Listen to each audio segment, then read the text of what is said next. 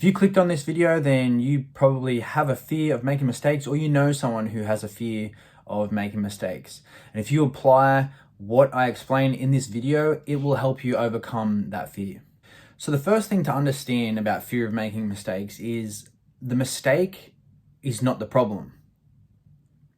It's the way you're looking and believing and thinking about what a mistake is. That's what the problem is. But so often, a lot of the student athletes I work with think making the mistake is the problem, so the solution is to stop making mistakes. But that's impossible, because literally everyone makes mistakes. World-class athletes make mistakes. Mistakes are a very normal part of life, and especially a normal part of the learning process.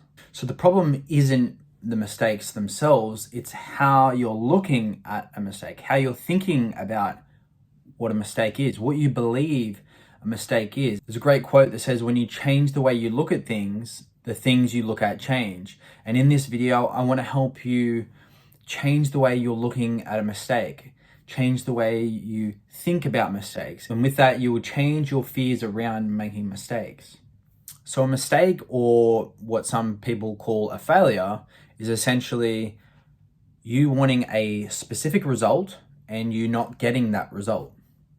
So you aimed to kick the ball into the goal and the ball went way off to the side of the goal. You might call that a failure or a mistake. You may be trying to pass the ball to a teammate. It doesn't go to the teammate, it goes to an opponent. That was a mistake. You may have tried to do a move and you lose the ball and you call that a mistake. So it's simply, you wanted this result, but you didn't get that result and you call it a mistake or a failure.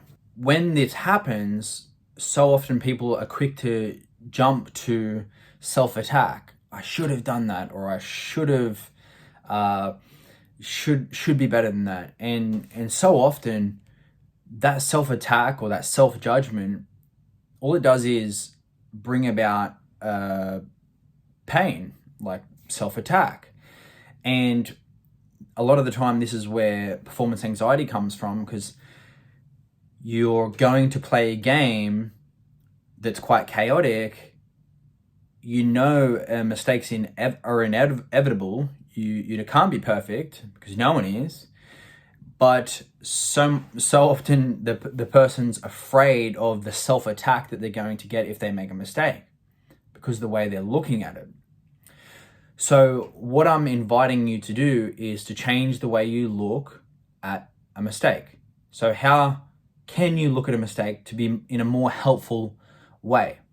So if you don't get the result you wanted, I'm inviting you to look at it as feedback. So it's nothing more than feedback. And what do I mean by feedback? So if I tried to kick the ball into the net, into the goal, and it went way off to the left, if I self-attack, say I'm stupid, that should have been better, that's not a helpful thing to say. So you can say that, but it doesn't get you any better result. It doesn't improve your life. It doesn't improve your soccer game. You're just attacking yourself. You're rejecting yourself for a normal part of the process, a normal part of a game. But if I kick the ball into the goal and it goes off to the left, or make any sort of mistake, if I instead ask myself, what feedback can I take from that? I got that result. Why did I get that result? How did I get that result? How did I try to kick it straight, but it went off to the right? So if you just ask that in a non-judgmental way, what you'll find is there is a powerful lesson in every mistake. So there's a piece of treasure in every single mistake. So if you can see a mistake as like a treasure box, and inside every mistake, which is a treasure box, there's a bit of gold.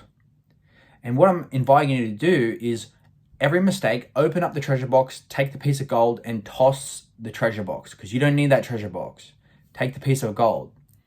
So what's the piece of gold in a mistake? Well, it might be as simple as you might self-reflect straight after the mistake or after the game. And you might say, my kicks were not accurate during this game. So the piece of gold might be for you, well, I didn't have my head up, or I wasn't in the right footing position. Or it might be just simply, I haven't practiced kicking hardly at all in the last 3 months. So maybe I should practice my kicks and get better and better. You can see how if you look at a mistake as just feedback, nothing more than feedback, you can ask the question, how can I improve from this feedback? Then your game will improve. You'll have no need to self-attack, because when you say, I should be better than this, well, no, you shouldn't. You did what you did. So if that's what you did, that's the level you're at. So you shouldn't be better than that. If you were to be better, you can ask the question, how do I get better at this? Well, let's go practice. Go put in the time and effort to practice. Maybe ask teammates or a coach, how can I improve my kicking? Is there anything I'm not seeing in this, whether it's kicking or another mistake you're making? Sometimes people outside of ourselves are seeing things that we don't see, so get their feedback. But the problem isn't the mistake. So don't try to become this perfect person who never makes mistakes. The problem is how you are thinking about mistakes. And the problem is often self-attacking after a mistake. So my invitation again to you is to ask yourself, how can I improve from this mistake? What is this feedback? What is that feedback? I didn't get the result I wanted. Well, that's feedback. What can I learn from that? What's this trying to tell me? So there's a great quote that says, keep ignoring the lessons that life is trying to teach you, and you'll keep getting the same feedback. So my invitation is to stop ignoring the feedback you're getting, embrace the feedback. A mistake is fantastic. A mistake is feedback. It's a normal part of the learning process. And the best players in the world have made the most mistakes, and then they've learned from each mistake, and that's how they get better. So you make an attempt, which is great. You try. You didn't get the result you wanted. You learn from that. You apply what you learn. You just become a better player. So it's as simple as that. So I hope you learned from this video. And if you enjoyed the video, then subscribe for more videos like this. Jen and I are going to be sharing a lot more videos like this, all from nutrition tips to different ways of thinking about unresourceful patterns and many other things. So thanks for joining me on this video, and I'll see you in the next video.